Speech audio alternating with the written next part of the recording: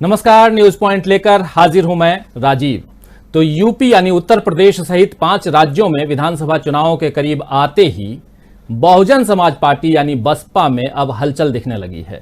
बसपा की बात सीधे इसलिए कर रहा हूं कि आज क्योंकि मायावती जो कि बसपा की सुप्रीमो हैं, उन्होंने आज प्रेस कॉन्फ्रेंस की है। और हम हमेशा देखते हैं कि सत्ता में आने के लिए मायावती कितनी उत्सुक दिख रही हैं, इसका अंदाजा इस बात से लगाया जा सकता है। और न सिर्फ मायावती, दूसरे दल के नेता भी हैं, लेकिन मायावती कुछ ज्यादा उत्सुक इसलिए हैं क्योंकि उनका भी एक अपना जनाधार रहा है। 4 बार मुख्यमंत्री रही हैं उत्तर प्रदेश की, और आज एक अरसे बाद लेकिन आज मीडिया को उन्होंने संबोधित किया है। और जैसा हम देखते आए हैं कि मायावती जी के संबोधन में हमेशा अमूमन विरोधी दल निशाने पर रहते हैं, और खासकर सत्ता पक्ष जो है, मतलब उनका विरोधी दल जो सत्ता पक्ष है वो। लेकिन ये देखकर हैरानी आज हुई कि मायावती के संबोधन में असल निशाना आज कांग्रेस पर था।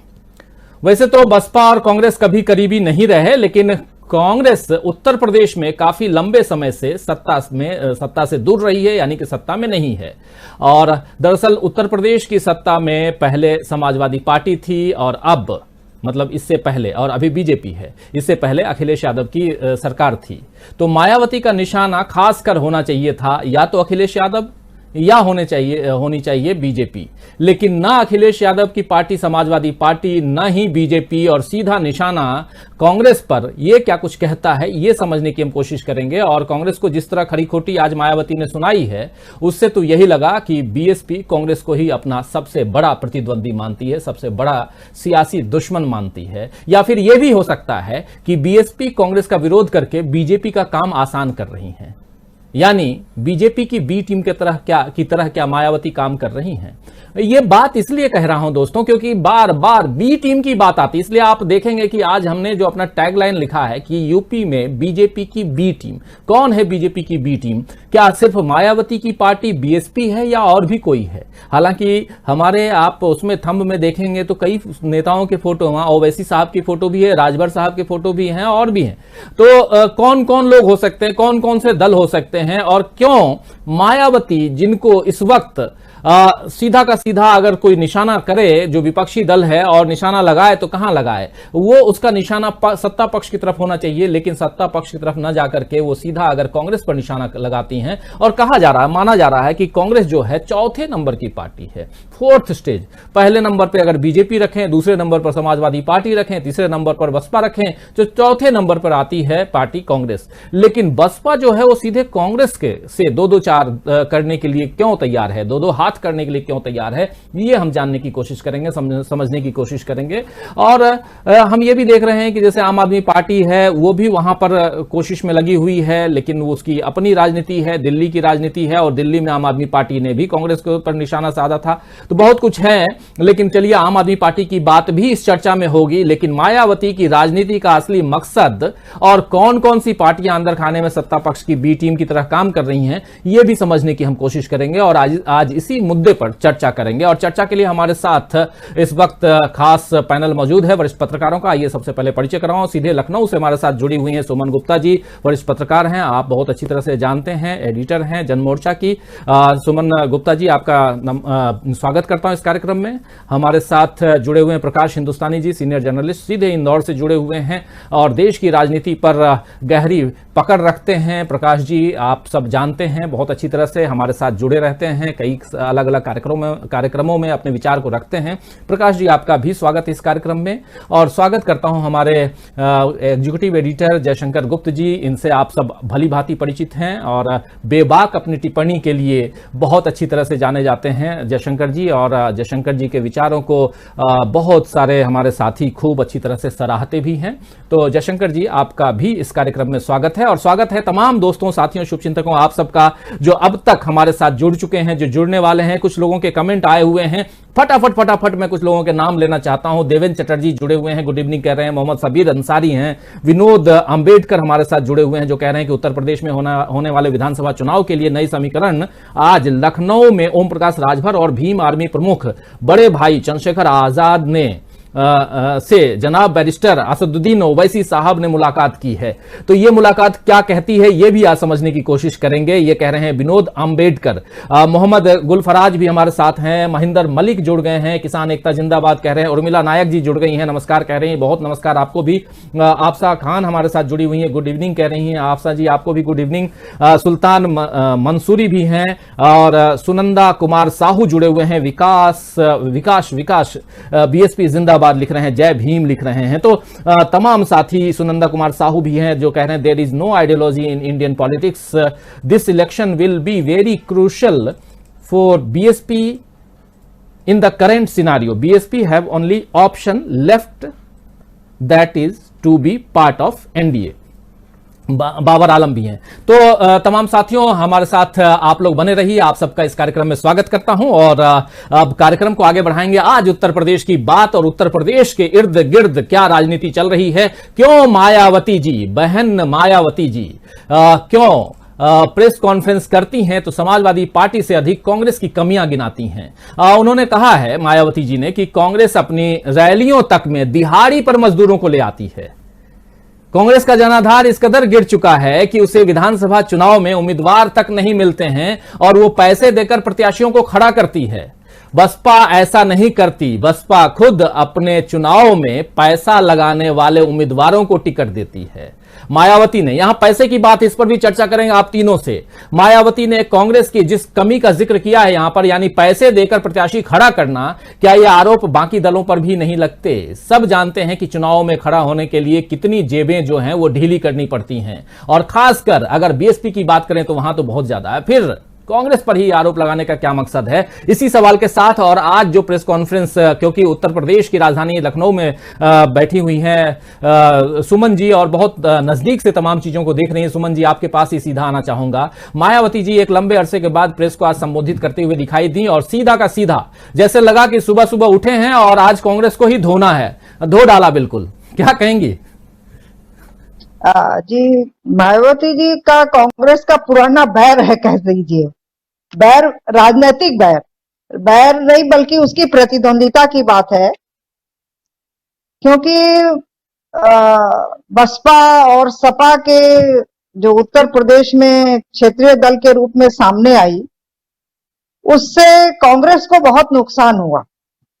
और 1989 से आप देखिए कि बसपा और सपा का जैसे जैसे उदय और आगे बढ़ती गई, कांग्रेस नीचे जाती गई, क्योंकि कांग्रेस के जो 3 आधार वोट बैंक थे, दलित, ब्राह्मण और मुस्लिम, उसका परिणाम ये हुआ कि जो दलित हैं वो तो चले गए बीएसपी के साथ, और जो मुस्लिम थे वो समाजवादी पार्टी के साथ चले गए, और जो अपर कास्ट पार्टी के रूप में बीजेपी और कांग्रेस दोनों ही जानी जाती थी, वो बीजेपी के साथ चले गए। तो आप देखिए कि अगर उत्तर प्रदेश के चुनाव का आप विश्लेषण करिए तो आपको पता चलेगा कि जिस इलाके में, जिस विधानसभा क्षेत्र या लोकसभा क्षेत्र में बीजेपी जितना वोट पाती है और जीत जाती है, वहां कांग्रेस एकदम नीचे पहुंच जाती है, और जब कांग्रेस जीती है तो वहां बीजेपी बहुत नीचे पहुंच जाती है।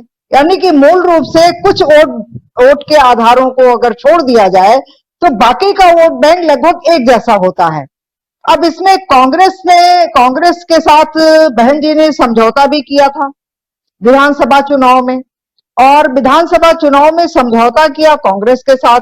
300 सीट उस समय यहाँ पे 325 सीटें हुआ करती थी, 300 सीट लड़ी बीएसपी और 125 सीट लड़ी थी ये कांग्रेस। परिणाम जब आया तो 37 सीट मिली कांग्रेस को और 67 सीट मिली बीएसपी को।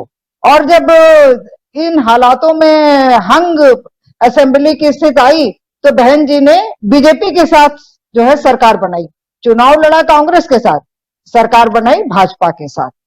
तो कांग्रेस को लगता है कि बसपा और सपा उसका वोट बैंक छीन ले गई, और बसपा को लगता है कि जो है कहीं ऐसा ना हो कि अगर कांग्रेस का जैसे जैसे उदय होगा, सपा और बसपा दोनों ही पार्टियों को नुकसान होगा, क्योंकि उसका आधार वोट जो है वो प्रभावित होगा।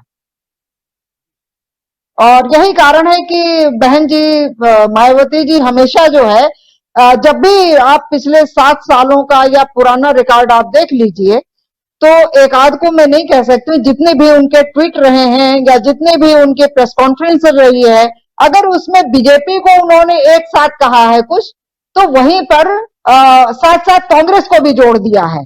यानी कि सिर्फ बीजेपी को टारगेट नहीं किया है, साथ में उन्होंने सारी नीतियों के लिए कांग्रेस को भी साथ में जोड़ दिया है।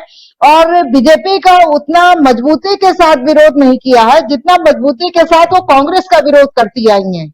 और उसके पीछे एक बहुत बड़ा कारण उत्तर प्रदेश का विधानसभा चुनाव और आधार वोट बैंक है, जिसमें कुछ कॉमन बीएसपी में भी है और कांग्रेस में भी है।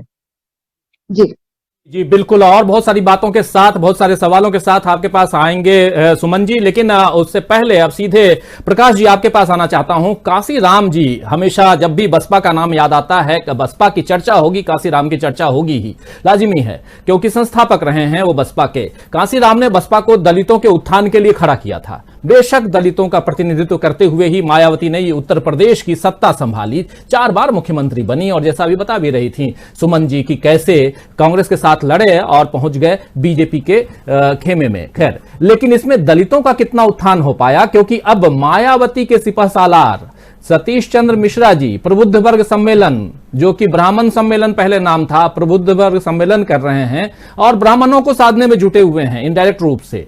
राम मंदिर की बात वो कर रहे हैं।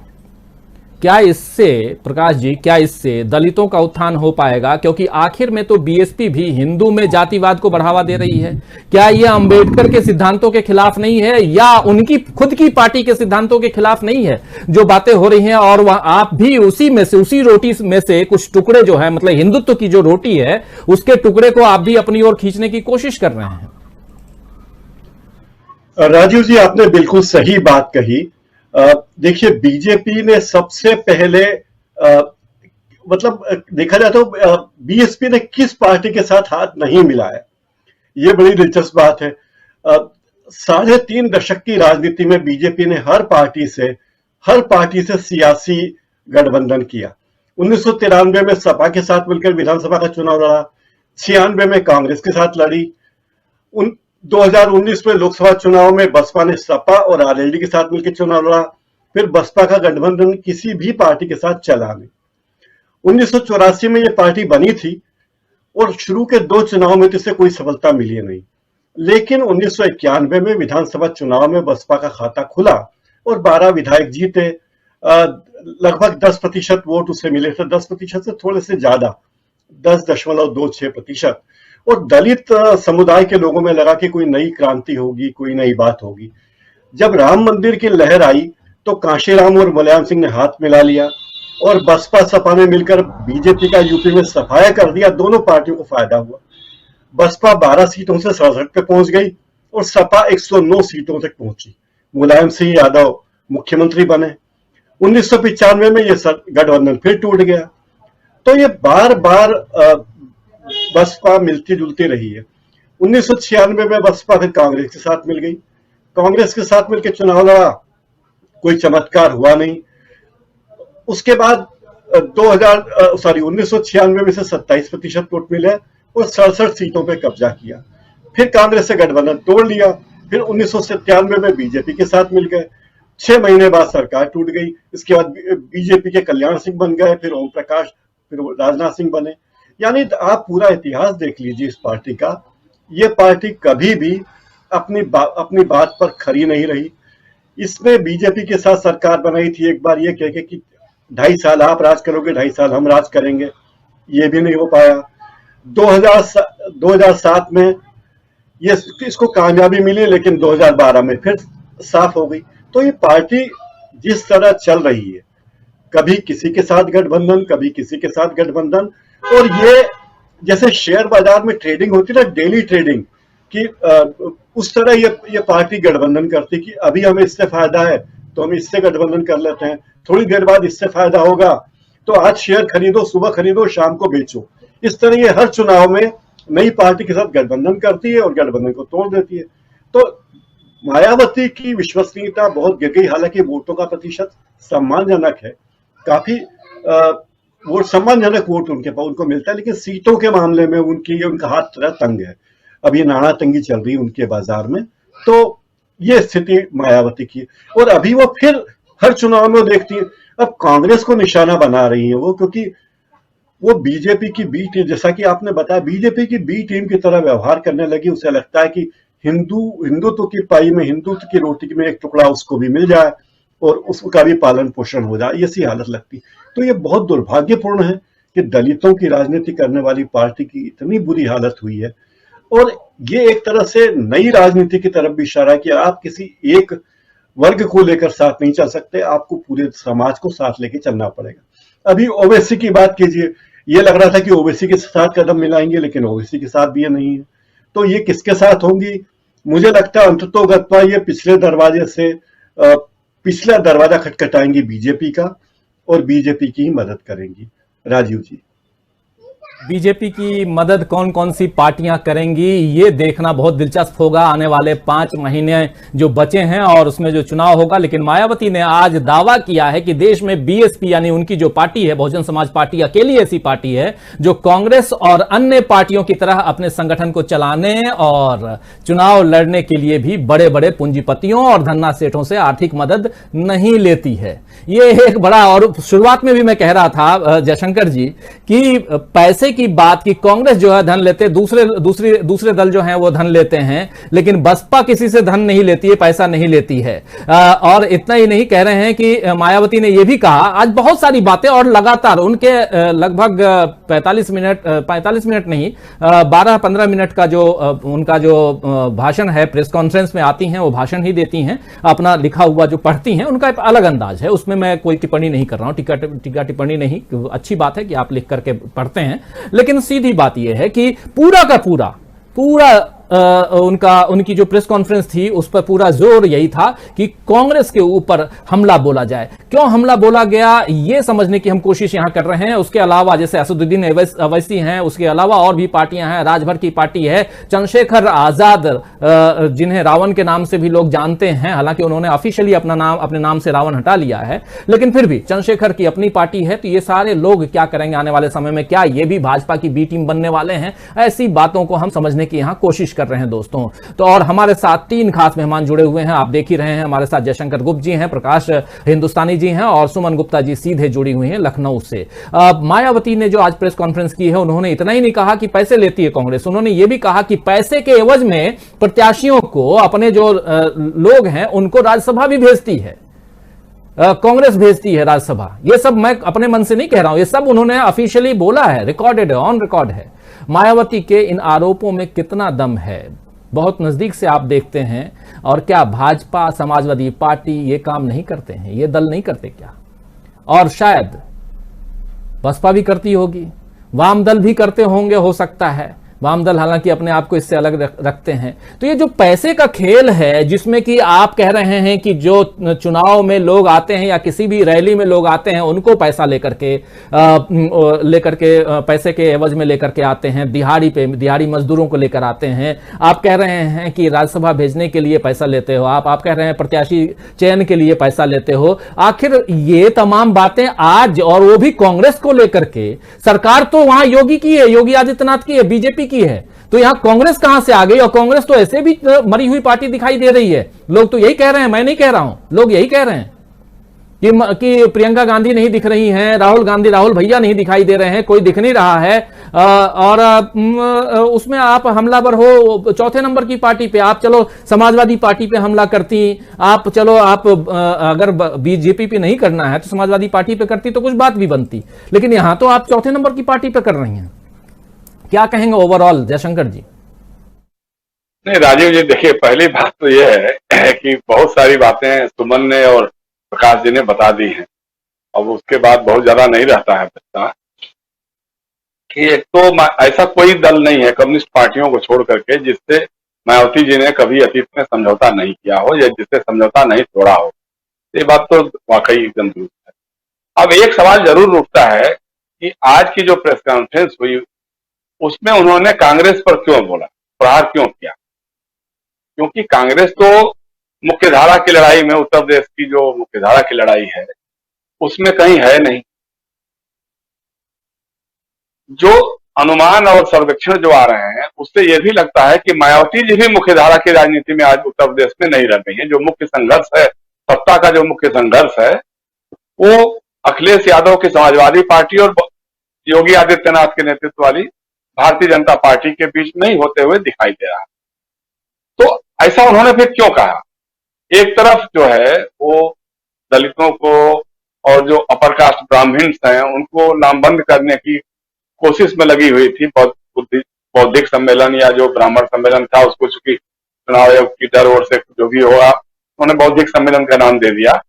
एक तरफ तो वो कर रही हैं और दूसरी तरफ कांग्रेस पे हमला बोल रही है। तो मुझे जहां तक लगता है कि अब वो उनका पूरा का पूरा जोर जो है अपनी सुख सुविधाओं को बरकरार रखने का है, अपने भतीजे आनंद के आर्थिक साम्राज्य को सुरक्षित रखने का है। तो चूंकि अभी कांग्रेस, राहुल गांधी कहीं न कहीं से उभर करके थोड़ा आ रहे हैं, लोग उनको सुनने लग गए हैं, तो उनके खिलाफ अभियान चला करके मायावती जी भाजपा के जो सर्वे सर्वा लोग हैं, नरेंद्र मोदी जी हैं या अमित शाह जी हैं, उनको कहीं ना कहीं खुश करना चाहती होंगी कि भाई देखो ठीक है, हम तो कांग्रेस पे हमला बोल रहे हैं, चूंकि अब आप लोग जो करते करते ही हो, लेकिन हमारे बोलने का मतलब और है।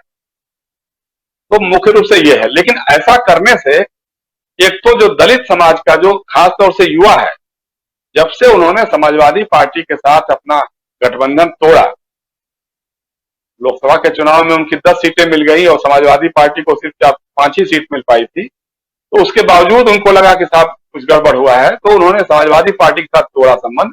उस समय से जो दलित वर्ग का जो युवा तबका है, जो अंबेडकर को और कांशीराम जी को मानता है, वो थोड़ा सा उनसे एलिनेट फील करने लगा, थोड़ा सा अलग होने लगा। उसका कुछ तबका जो खासतौर से हमने देखा पूर्वी उत्तर प्रदेश वगैरह के इलाकों में, तो कुछ तो समाजवादी पार्टी के साथ भी, चूंकि समाजवादी पार्टी भी अब भीम का नाम भी लेने लगी है, अंबेडकर के जिंदाबाद के नारे भी लगाने लगी है, और लोहिया अंबेडकर की जो एकता की बातचीत कर रही थी उसको भी सामने लाने लगी है। तो उसको देखते हुए थोड़ा सा ये हुआ। दूसरा ये कि चंद्रशेखर आजाद बड़ी तेजी से इमर्ज करके आ रहे हैं दलितों के बीच में, दलित युवाओं के बीच में। तो बाकी जो जब लगेगा कि साहब मायावती जी खुद ही मान रही हैं कि अब हम तीसरे और चौथे नंबर की लड़ाई में के लिए लड़ रहे हैं, मतलब कांग्रेस से हम लड़ रहे हैं, समाजवादी पार्टी और जो बीजेपी की जो मुख्य धारा का संघर्ष है उससे हम बाहर हो गए हैं, अब हमको तीसरे स्थान या चौथे स्थान की लड़ाई लड़ना है। तो जब अगर ये मालूम हो जाएगा तो कोई ब्राह्मण आपके साथ सटेगा नहीं, सतीश मिश्रा के अलावे। दूसरा जो है, अल्पसंख्यकों का भी एक बड़ा चंक जो है वो मायावती जी के साथ जुड़ा रहा है, कांशीराम जी के जमाने से भी और बाद में भी उनके साथ जुड़ा रहा है।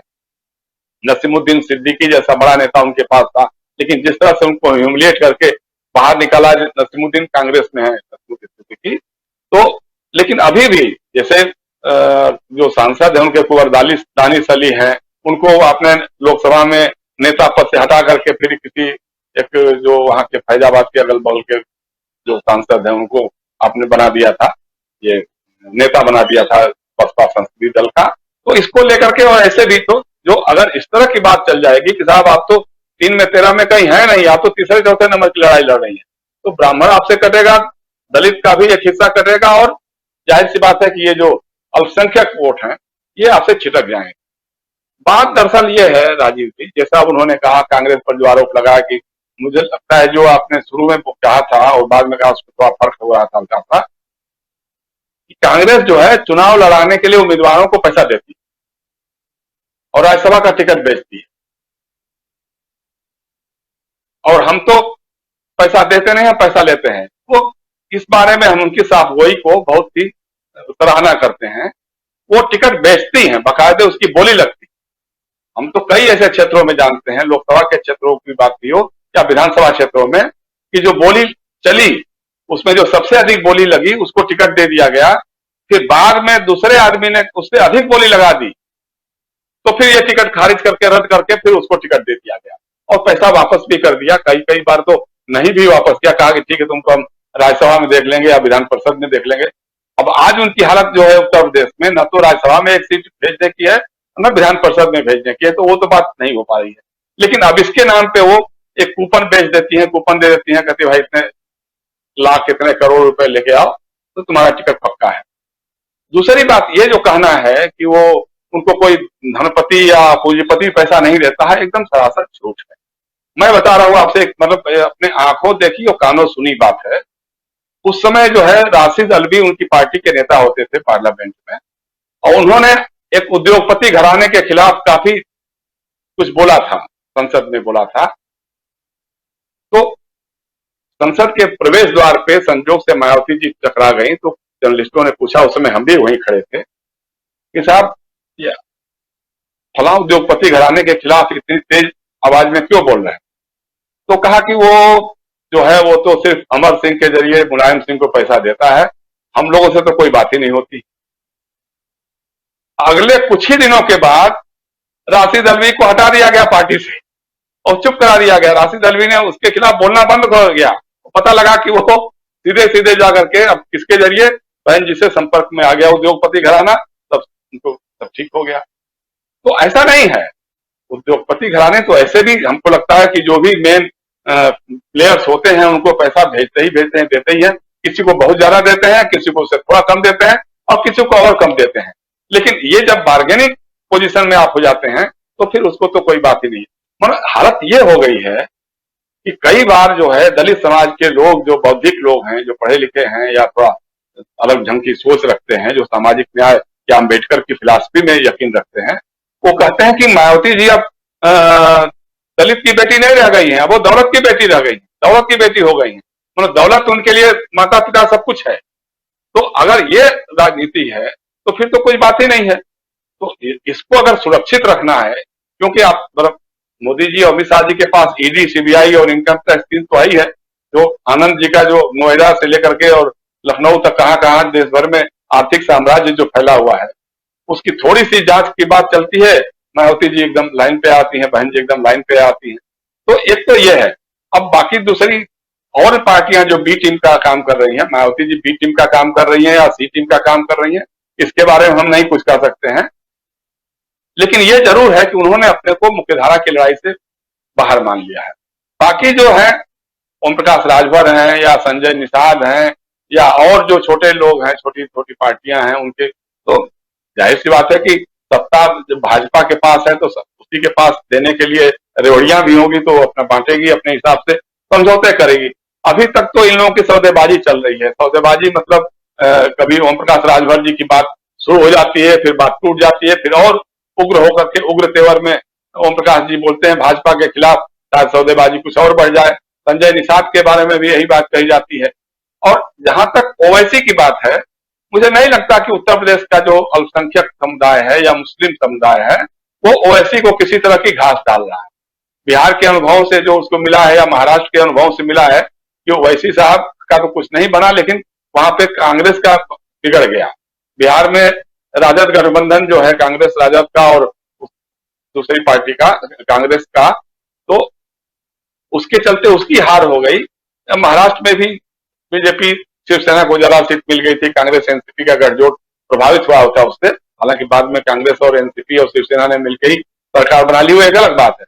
तो उस सब के अनुभवों को देखते हुए जिस तरह से पश्चिम बंगाल के मतदाताओं ने ओवैसी साहब को पूरी तरह से खारिज कर दिया, और वहां तो जो हुआ कि भाई मान लिया मतदाताओं ने पश्चिम बंगाल के कि ये लड़ाई ममता बनर्जी और भारतीय जनता पार्टी के बीच में है।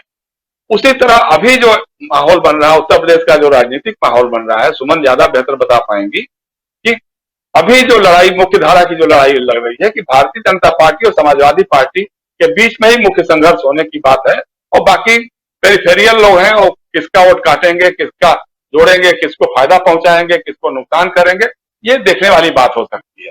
जी राजीव जी, बहुत विस्तार, बहुत ढंग से आपने बहुत सारी बातें विस्तार से आपने बताई जयशंकर जी। लेकिन कुछ सवाल आप जो छोड़े हैं उन सवालों के साथ सीधे आना चाहूंगा सुमन जी आपके पास। और बात यही है कि जब मायावती जी की एक अपनी राजनीति है और लोग पिछले साल भर 2 साल से कह रहे हैं, बहुत अच्छी तरह से कह रहे हैं, उनको लेकर के ये चर्चा चलती है कि क्या वो बी टीम है बीजेपी की, क्योंकि विपक्षी एकता की जब बात आ रही है वहां पर भी न सिर्फ मायावती और साथ साथ समाजवादी पार्टी के मुखिया अखिलेश यादव भी नहीं दिखाई दे रहे हैं, लेकिन अखिलेश यादव की बात भी करेंगे आगे चल के। लेकिन अभी मायावती जी की बात हम कर रहे हैं, और मायावती जी की जो राजनीति है, उनका जो एक वोट बैंक है, ये अच्छी बात है। जैसा प्रकाश जी ने बताया कि उनके पास एक ठीक ठाक वोट बैंक है, अभी भी मौजूद है, और वो वोट बैंक कांग्रेस से कहीं ज्यादा है। तो वैसे में अपने वोट बैंक को खिसकने का डर, और एक बात जयशंकर जी ने बहुत अच्छी कही कि नंबर 1 और नंबर 2 इन दोनों के बीच जो लड़ाई है, यानी कि बीजेपी और समाजवादी पार्टी, यहां मायावती जी नहीं झांक रही हैं। मायावती जी नंबर 3 और नंबर 4 की लड़ाई में लगी हुई हैं। लेकिन साथ साथ एक बात यहां और भी आती है कि चंद्रशेखर आजाद जो हैं, उनकी अपनी पार्टी अब है, और अभी पंचायत चुनाव में उनकी पार्टी ने चुनाव भी लड़ा, खुद भी चुनाव लड़े थे उपचुनाव में, आपको पता ही होगा, और तीसरे नंबर पे वो आए थे।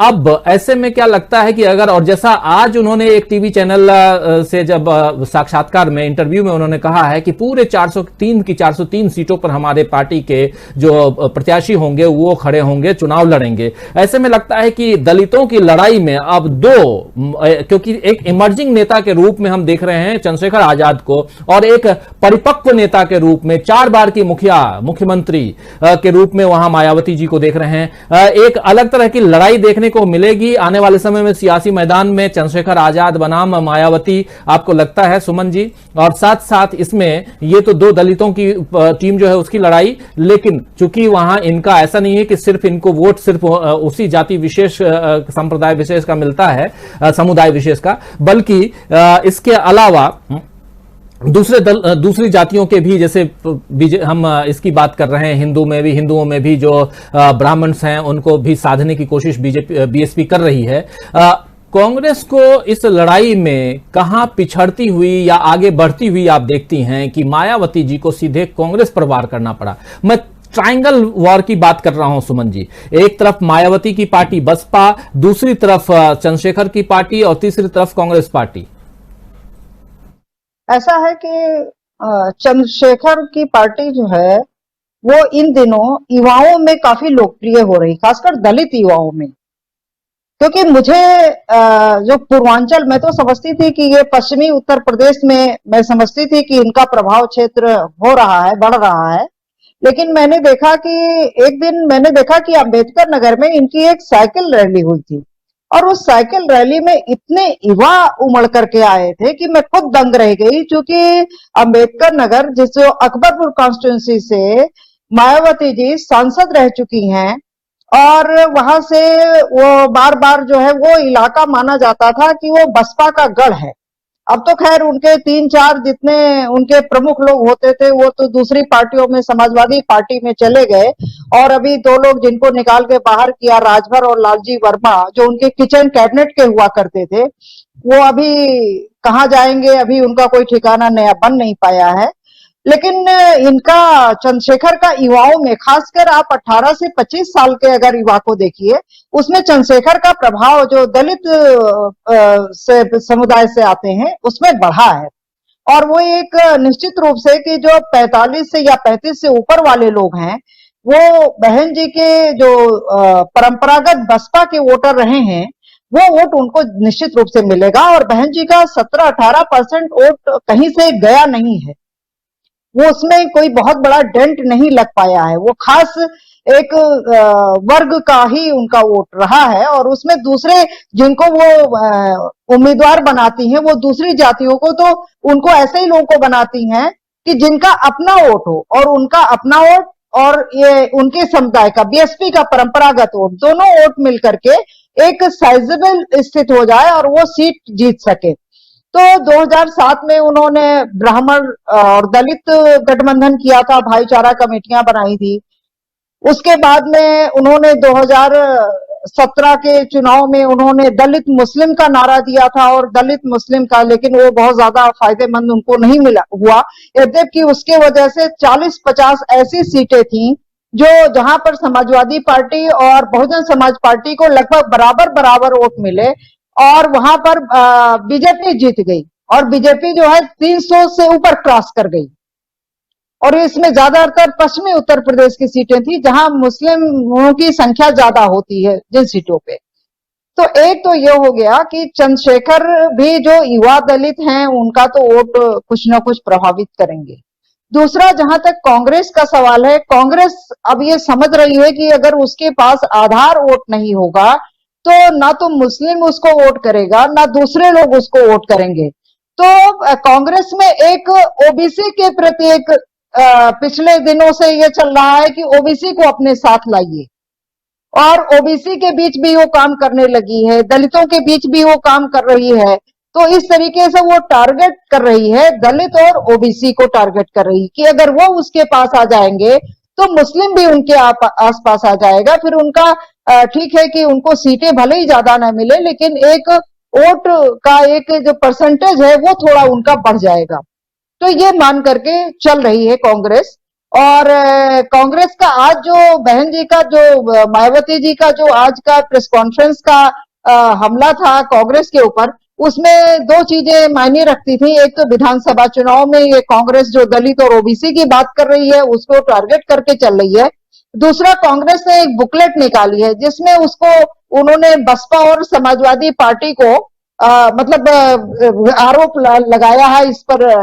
तो उसमें ही उन्होंने कहा है कि कांग्रेस ऐसा करती है और राज्यसभा भेजती है, लेकिन बसपा ने तो अपना पहला एमपी जो है भेजा था राज्यसभा में जयंत मल्होत्रा को, जो एक इंडस्ट्रियलिस्ट थे, आप लोग सभी लोग जानते हैं। तो ऐसा नहीं है। और एक उत्तर प्रदेश में यह बात जरूर हुई है कि बहुजन समाज पार्टी के उदय के साथ एक ठेके पट्टे की राजनीति शुरू हो गई है, यानी कि ठेकेदारी से पैसा कमाइए खूब और उसके बाद में बसपा से और दूसरी पार्टियों से टिकट ले लीजिए और एक माननीय बन जाइए। तो ये एक राजनीति में ये एक बहुत बड़ा बदलाव आया है। खासकर आप देखिए तो 1993, 91, 95 और ये इस तरीके की स्थितियों में। और जब हम कहते हैं कि वामपंथी दलों के साथ बहन जी का कुछ नहीं रहा, आप देखिए जब परमाणु करार वाला मामला था तो लोग बहन जी को प्रधानमंत्री बनाने के लिए जो है उनकी वो नेता थी उस समय, वामपंथी दल उनको सपोर्ट कर रहे थे।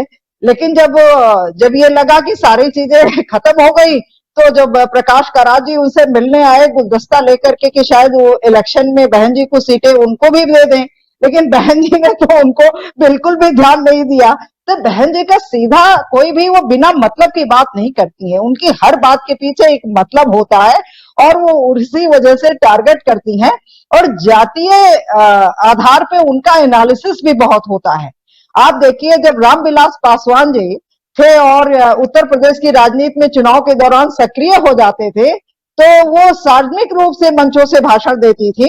कोई अरे वो तो अरे दुसाध जाति का उत्तर प्रदेश में 2% भी वोट नहीं है, वो तो बिहार में ही रहे, यहाँ क्या करने आ रहे हैं।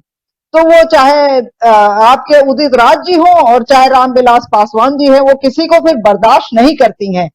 तो और चंद्रशेखर बार बार उनको अपनी बुआ जी भी संबोधित करते रहे हैं, बड़ी बहन भी कहते रहे, लेकिन चंद्रशेखर को भी उन्होंने कभी स्वीकार नहीं किया। तो वो अपनी किसी भी ऐसे साथी के साथ नहीं जाना चाहेंगी जो उसका वोट ही लेके चला जाए।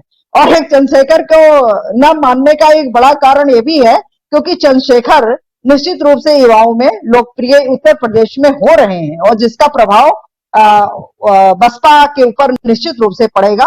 और कांग्रेस के भी अगर कांग्रेस इंप्रूव करती है तो उसमें भी वो सेंध कुछ बसपा के वोटों में जरूर लगेगी, ऐसा लग रहा है। जबकि मैं नहीं समझती हूँ कि कांग्रेस बहुत अच्छा अभी फिलहाल आज की तारीख में करने जा रही है, कुछ ऐसा नजर नहीं आ रहा है। लेकिन बसपा को बहुत कमजोर मानना भी हमारी भूल होगी क्योंकि बसपा के पास एक निश्चित प्रतिशत में 18% वोट, 17-18% वोट रहता ही है। और जब दूसरी जातियों के वोट उसमें प्लस कर जाते हैं तो उसके जो प्रभाव अच्छे होते हैं, और जब दूसरी जातियों का वोट नहीं प्लस कर पाता है तो उसका असर बसपा के सीटों के जीतने पे पड़ता है। अब आज उन्होंने एक बात बड़ी महत्वपूर्ण बात कही क्योंकि जब से उन्होंने प्रबुद्ध सम्मेलन और मिश्रा जी को, सतीश चंद्र मिश्रा जी को जिम्मेदारी दी है तो ये बात आने लगी कि मुख्यमंत्री क्या हो सकते हैं मिश्रा जी, और शायद बहन जी ने उनको मुख्यमंत्री घोषित कर दिया है, शायद वो कुछ ही दिन घोषित कर दें। आज बहन जी ने बहुत साफ किया है कि मैं अभी बहुत फिट हूं, मैं अनफिट नहीं हूं, मेरा स्वास्थ्य एकदम ठीक है और हमारा कोई जो है उत्तराधिकारी अभी मैंने घोषित नहीं किया है, और जब मैं ऐसा नहीं रहूंगी तब मैं अपना उत्तराधिकारी घोषित करूंगी और वो जो है वो दलित बिरादरी से ही होगा।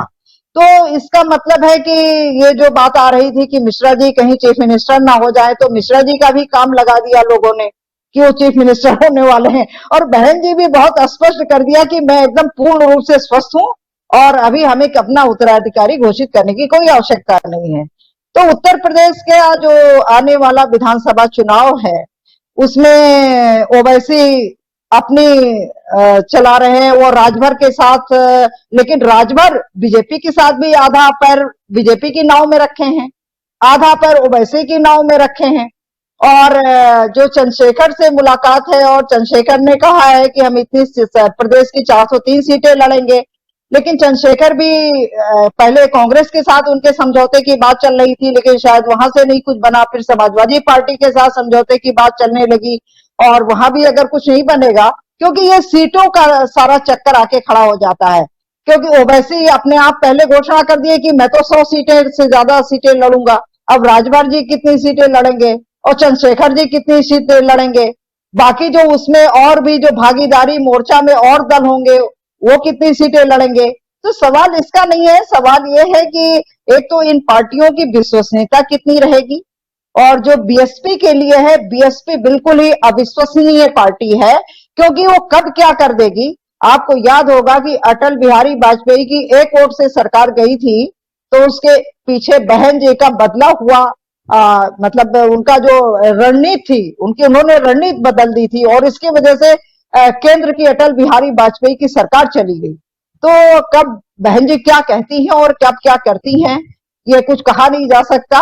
वो बीजेपी को कहेंगी, लेकिन पहली बार मुख्यमंत्री बनी तो बीजेपी के समर्थन से बनी, उसके बाद 6-6 महीने का उनका टारगेट हुआ, उसके बाद में तो ये इस तरीके से ऐसा नहीं है। वो बीजेपी के साथ भी जा सकती हैं, सपा के साथ भी गठबंधन कर चुकी हैं, लेकिन सपा के साथ उनका बहुत ज्यादा जो गठबंधन करने का एक बड़ा कारण था कि मुस्लिम उनके साथ जुड़ जाएंगे, लेकिन और सीटों में देखा जाए तो उनको इसकी सफलता मिली गठबंधन की, लेकिन जो नेचुरल एलाई की तरीके से मुस्लिम निश्चित रूप से, चूंकि वो बार बार कहने के बावजूद बीजेपी के साथ समझौता करती हैं, इसके वजह से मुस्लिम उन पे पूरी तौर पे भरोसा नहीं कर पाते हैं कि वो कहेंगी क्या और जाएंगी कहां पर। ये एक बड़ा कारण रहा है जो बीएसपी के माइनस पॉइंट गिना जाता रहा है। जी जी, तो एक साफ गोई है, एक यहाँ साफ दिखाई दे रहा है कि मायावती जी साफ साफ जो भी बातें होती हैं बोलती हैं, भले चुनावी मंच से बोलना हो, जैसे कि बता रही हैं सुमन गुप्ता जी, और चाहे किसके साथ जाना है, किसी के साथ भी जा सकती हैं, किसी के साथ भी समझौता कर सकती हैं। ये सब जो इतिहास के पन्ने को हम पलट रहे हैं उस आधार पर हम ये कुछ भी कोई भी बात अपने मन से नहीं रख रहे हैं दोस्तों। ये जो बातें आप लोग भी देखे होंगे उन्हीं बातों के आधार पर कि मायावती जी की पॉलिटिक्स क्या है, तो उस पॉलिटिक्स में हम ये देख रहे हैं कि यहां पर आज की तारीख में जो तीन एक ट्रायंगल की बात हम लोग कर रहे हैं। एक तो कांग्रेस है और जिस पर आज हमलावर हैं मायावती जी, और दूसरा उनका एक राइवल जो सामने तैयार हो रहा है, जिसके साथ जैसा अभी सुमन जी बता रही हैं कि 18 साल से 25 साल तक के जो लोग हैं, जो वोटर्स हैं खासकर, क्योंकि 18 साल के बाद आप वोट देने के अधिकारी हो जाते हैं, तो एक युवा वर्ग बिल्कुल ताजा तरीन वोटर वो चंद्रशेखर आजाद के साथ जा रहा है।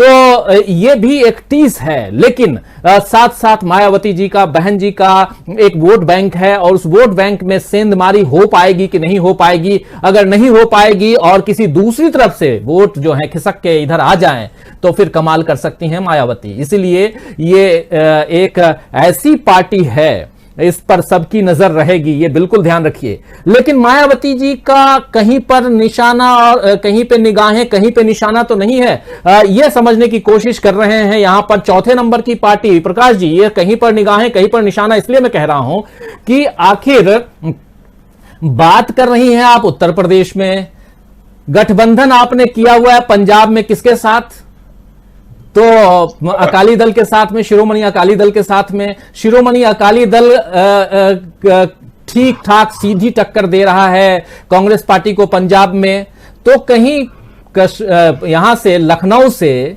पंजाब पे निगाहें तो नहीं है कि चलिए यहां जो भी हो ना हो, चौथे नंबर की पार्टी है कांग्रेस की, तीसरे नंबर की पार्टी है, क्या है ये छोड़ो, लेकिन हम सीधा इशारा हमारी जो निगाह, हमारा जो निशाना है वो पंजाब में जाकर कांग्रेस पे लगे।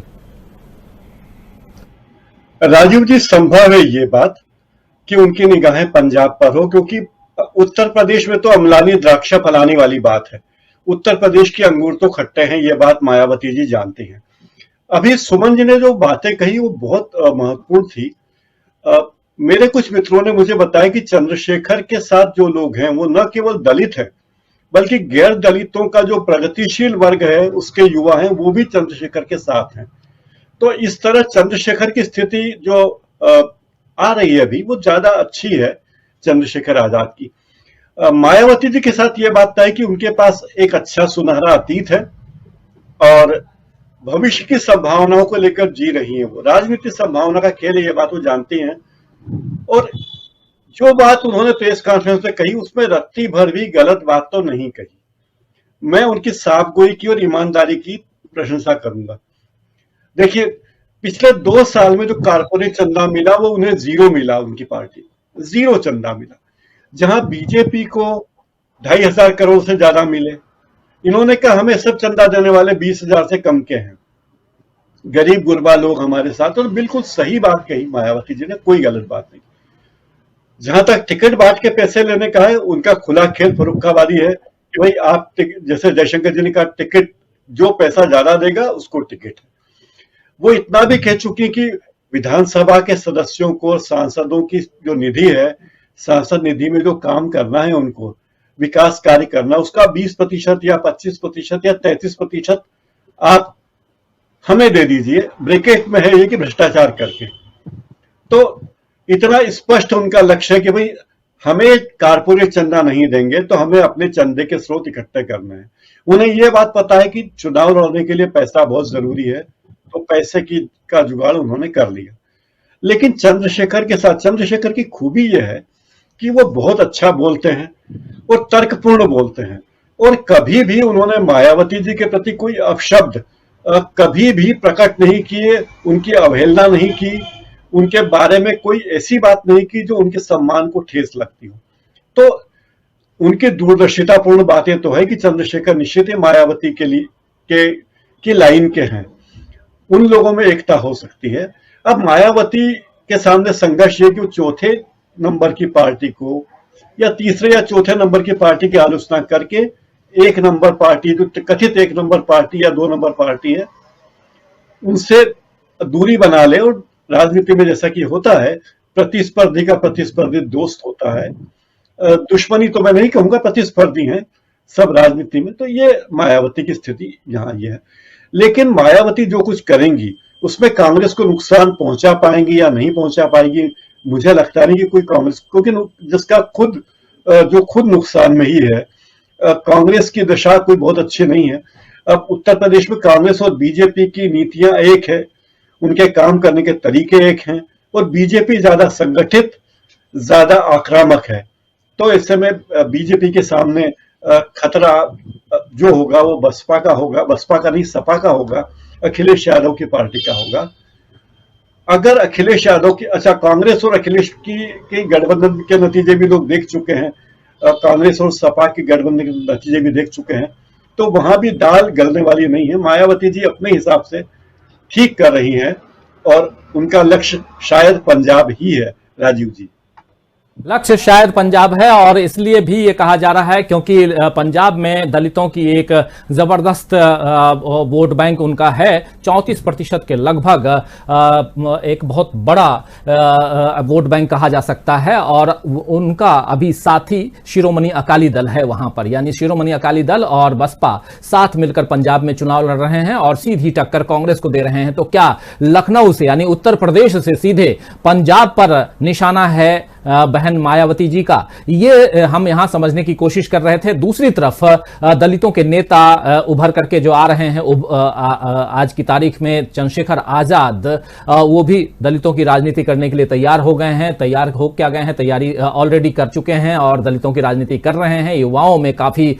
पॉपुलर हैं और पूरे प्रदेश में चुनाव लड़ने की तैयारी कर रहे हैं। कह रहे हैं कि 403 सीटों पे हम चुनाव लड़ेंगे। और इसके साथ साथ उन्होंने बसपा पे एक जबरदस्त आरोप लगाया है। उन्होंने कहा है कि बसपा जो है वहां पर काबिलियत को पैसे और परिवारवाद से जोड़ती है बसपा। देखिए, एक तरफ पैसे की बात मैं इसलिए बार बार लेके आ रहा हूं क्योंकि बसपा में भी पैसे की बात, मायावती जी ने भी आज पैसे की बात कही है और इधर चंद्रशेखर आजाद भी पैसे की बात कर रहे हैं कि वहां पर काबिलियत को, बसपा जो है वो काबिलियत को पैसे और परिवारवाद से जोड़ती है। यानी कि आपके पास काबिलियत है लेकिन पैसा और परिवारवाद नहीं है तो आप उससे बाहर हो सकते हैं। और हमको अगर, यानी कि चंद्रशेखर आजाद को अगर अवसर मिलेगा तो वो बेहतर करके दिखाएंगे। ये तमाम बातें उन्होंने आज एक टेलीविजन चैनल को जो इंटरव्यू दिया है उसके वहां पर उन्होंने ये बातें कही हैं। और ये भी वो कह रहे थे कि बसपा में आप विधायक तो बन सकते हैं लेकिन लीडर नहीं बन सकते हैं और हम बिना संसाधन के ही अपनी पार्टी को देश की सबसे बड़ी पार्टी बनाएंगे। ये एक उम्मीद उनकी है और उनका ये भी मानना है कि बहुजन वोटों का बंटवारा तो होगा वहां पर, लेकिन फिर भी बहुजनों की तादाद को देखते हुए इतने वोट तो मिल जाएंगे कि हमारी कई सीटें जो हैं वो निकल आएंगी, यानी कि जीत करके आएंगे।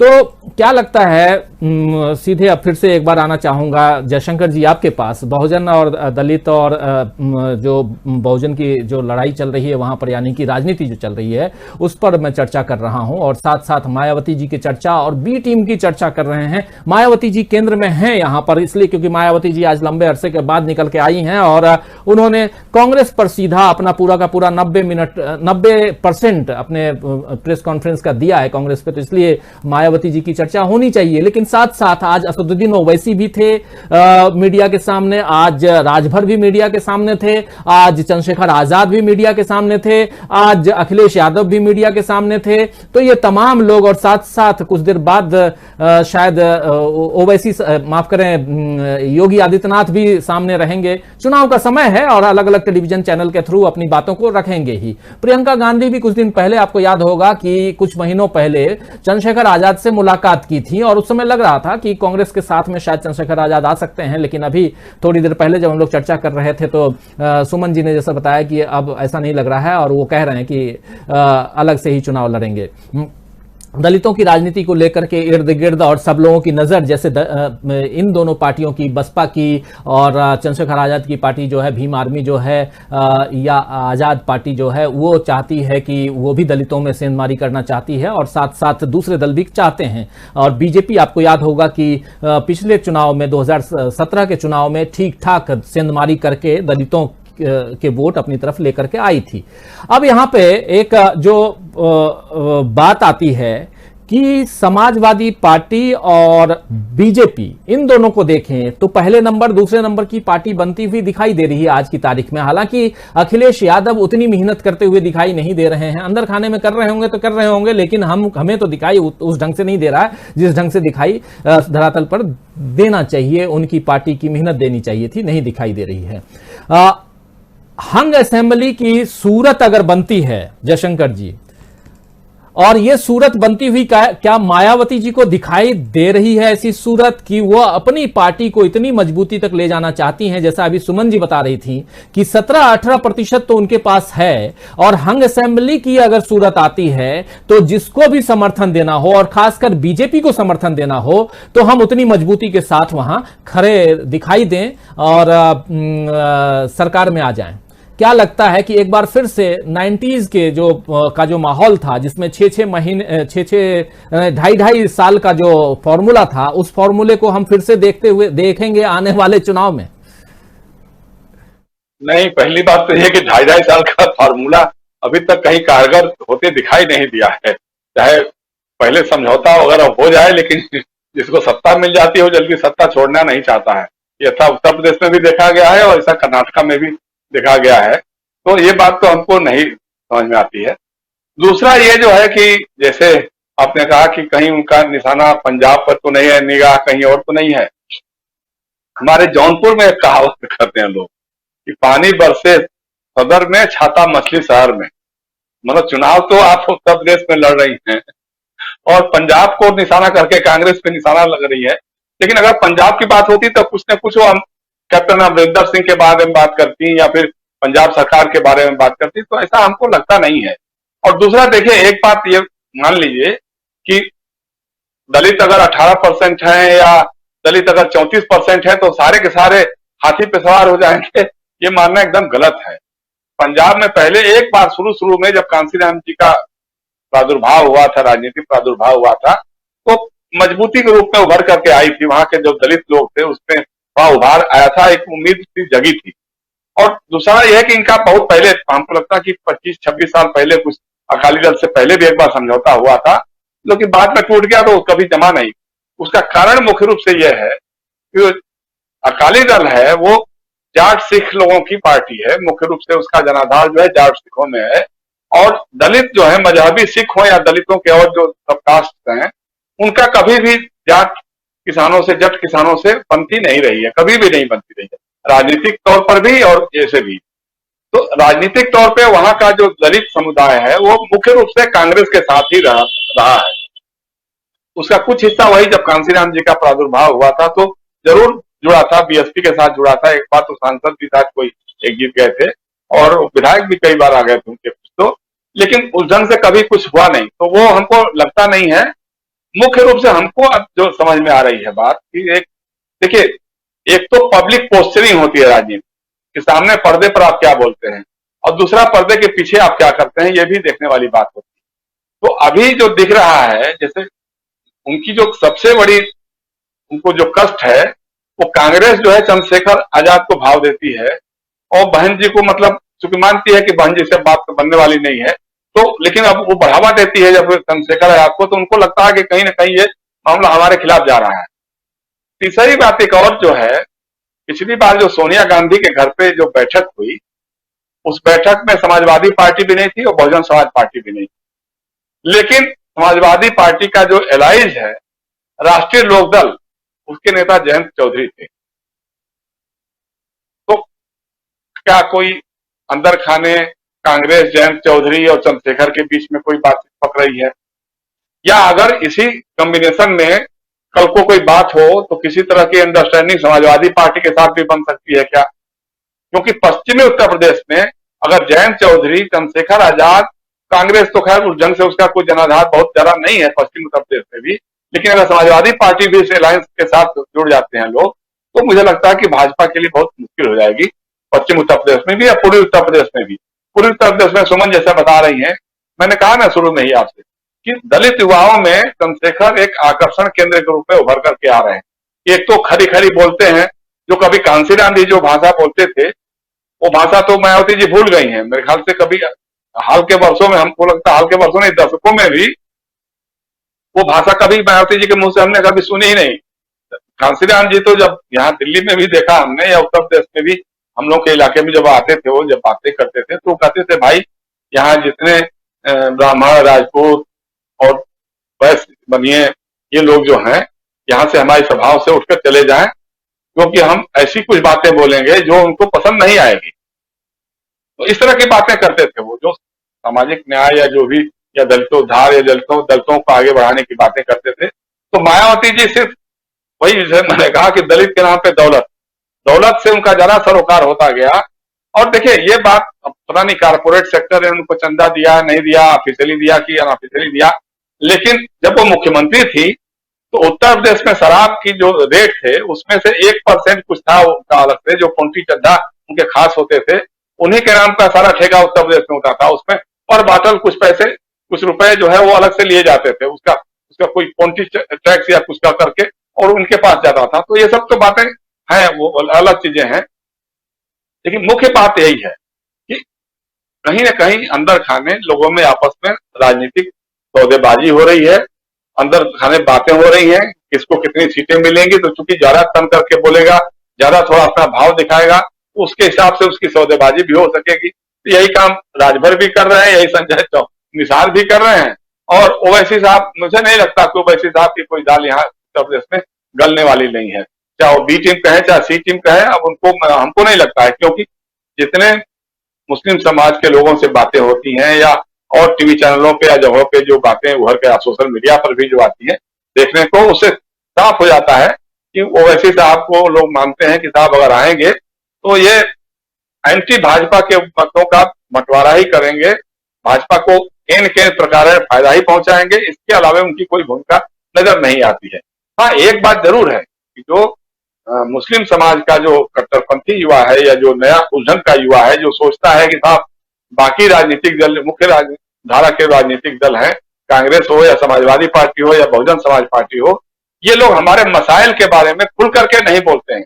उनको संकोच होता है कि साहब कहीं उसे ये सवर्ण जातियां नाराज हो जाएंगी या हिंदुओं का जो पिछड़ी जातियों का समाज है, एक समाज है, वो कहीं नाराज हो जाएगा, तो इसके डर से वो लोग खुल करके हमारी बात नहीं बोलते हैं। कम से कम ओवैसी साहब जो है बोलते तो हैं हमारी बात को, तो वो एक तबका जरूर हो सकता है कि साथ जुड़े, लेकिन अगर बात में जब बात चलेगी कि साहब उसके जोड़ने से भाजपा को राजनीतिक लाभ हो रहा है और दूसरी पार्टियां हार रही हैं और जीत जाएगी भारतीय जनता पार्टी, तो मुझे लगता है कि वो भी उसका भी बिलगाव हो जाएगा। क्योंकि एक नई जो इबारत लिखी गई है पश्चिम बंगाल में, मैं बार बार दोहरा रहा हूं, हालांकि जरा फर्क है वहां कि पश्चिम बंगाल में ममता बनर्जी सत्ता में थी, उनके पास प्रशासन, पुलिस, तो ये सब कुछ था। हालांकि चुनाव आयोग के दखल से तो सेंट्रल फोर्सेस लगी गई थी, सारा कुछ उनके हाथ में चला गया था, लेकिन उसके बावजूद कहीं ना कहीं जो एक मशीनरी तो काम करने वाली थी और संगठन भी था, सरकार काफी दिनों से चल रही थी, तो वो भी था। उत्तर प्रदेश में अभी चूंकि योगी जी की सरकार है और जिस ढंग से पुलिस और प्रशासन उनके इशारे पे खेल रहा है, जिस तरह से मतलब ब्लंटली आप सोचिए कि साहब चुनाव आयोग में जो मुख्य चुनाव आयुक्त से लेकर के जो चुनाव आयुक्त हैं, वो सब इनके करीबी लोग रहे हैं, जो इनके अफसर रहे हैं, वही जाकर के वहां पे संभाले हुए हैं, तो उनसे कितनी स्वतंत्र और निष्पक्ष चुनाव की आप उम्मीद कर पाएंगे, एक अलग बात है। मतलब ये सारी चीजें मिला करके देखा जाए। और तीसरी बात ये कि और भी उसमें साथ में है कि देखिए 18% बार बार जो कहा जा रहा है कि वोट बैंक अभी भी मायावती जी का है, एकदम गलत बात है। पिछले चुनाव में भी अगर 18% उनको वोट मिल जाता और बाकी मान लिया समाजवादी पार्टी के साथ थी या कभी किसी और साथ थी, तो उनकी सीटें बहुत ज्यादा बढ़ जाती। ऐसा है नहीं। दलित समाज का एक हिस्सा तो लगातार भाजपा के साथ जा ही चुका है, पहले से ही जा चुका है। जो खासतौर से मैं बार बार इस बात को कहता हूं कि जो सोनकर जातियां हैं, जो खटिक समाज जो है, वो उनके साथ है, भाजपा के साथ है, चाहे वो देश मतलब उत्तर प्रदेश हो या देश के किसी और हिस्से में हो, क्योंकि उनके अपने जो अंतर्द्वंद होते हैं, जो वो लोग भी कुछ उसी ढंग के व्यवसाय में होते हैं जिस ढंग के जो मुस्लिम समाज के कसाई लोग होते हैं, तो उसका ये सुअर काटते हैं, वो भैंस का ये करते हैं, जो भी है, तो उसको लेकर के उनके कॉन्फ्लिक्ट होते रहते हैं, झगड़े होते रहते हैं। तो उस झगड़े के कारण वो लोग तो परंपरागत रूप से मेरे ख्याल से भाजपा के साथ जुड़ चुके हैं, वो रहते ही रहते हैं। दलित समाज का और भी कुछ तबका है जो उनके साथ जुड़ा है बीच बीच में, तो उनको उन्होंने बढ़ावा भी दिया है, तो ये वो भी है। तो ये कहना गलत हो जाएगा, मुझे लगता है कि पूरी तरह से सच भी नहीं होगा कि 18% उनका वोट बैंक इंटैक्ट है, ऐसा नहीं है। क्योंकि लगातार उसी में से अगर चंद्रशेखर कुछ ले जाएंगे, वो जो 18% की बात हो जाती है कि जाटव और चमार जिसको कहते हैं, पश्चिम उत्तर प्रदेश में जाटव कहते हैं, हमारे पूर्वी उत्तर प्रदेश में उसको चमार कहते हैं जो, तो अगर उसके बारे में कही जाती बात है तो उसी में से तो बंटवारा चंद्रशेखर भी करेंगे। और जो पूर्वी उत्तर प्रदेश में जिस तरह से क्षय हुआ है बहुजन समाज पार्टी का, तो उसका असर भी तो दिखाई देगा ही देगा। मुख्य बात यही है कि दलितों में, दलित समाज के बीच में चेतना जग रही है और धीरे धीरे कहीं ना कहीं लग रहा है जो अति पिछड़ी जातियां हैं, पिछड़ी जातियां हैं या मुस्लिम समाज है, कि उनका एक ब्रॉडर अलायंस एक होना चाहिए। उस ब्रॉडर अलायंस को देखते हुए अगर उस रास्ते में मायावती जी बाधा बनेंगे, तो मुझे लगता है कि उनका जो परंपरागत जनाधार जिसको आप कहते हैं, जो जातिगत जनाधार है, वो भी उनसे छिटकने में देर नहीं लगेगी।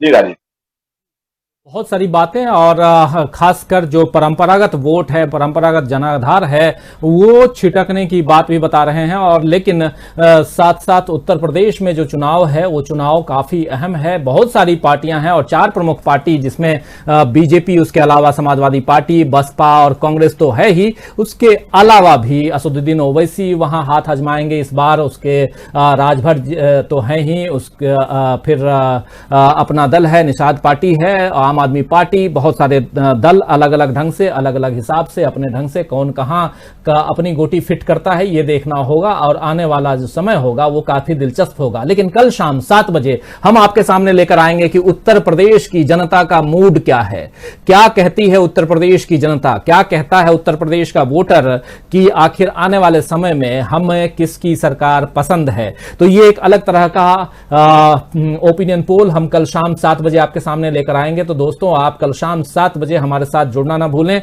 और काफी मेहनत और काफी अलग अलग जगहों से ये डाटा जो है इकट्ठा किए गए हैं, और हर महीने की आखिरी शनिवार को हम आपके सामने पेश करते हैं ओपिनियन पोल। और इस बार opinion poll focused on UP, यानी उत्तर प्रदेश पर ही फोकस होगा हमारा, 5 राज्यों में से सिर्फ एक राज्य पे, उसके बाद फिर धीरे धीरे अगले राज्यों की भी बारी आएगी। लेकिन आज इस चर्चा को अब यहीं समाप्त करने का वक्त हो गया है, समय बीत चुका है, और रोज आप लोगों से मैं 15 मिनट, 20 मिनट, 25 मिनट, 30 मिनट ज्यादा ले लेता हूं, लेकिन आज पहले से वादा करके बैठा हूं कि समय पे खत्म करूंगा, फिर भी 7 मिनट ज्यादा ले चुका हूं आप लोगों से।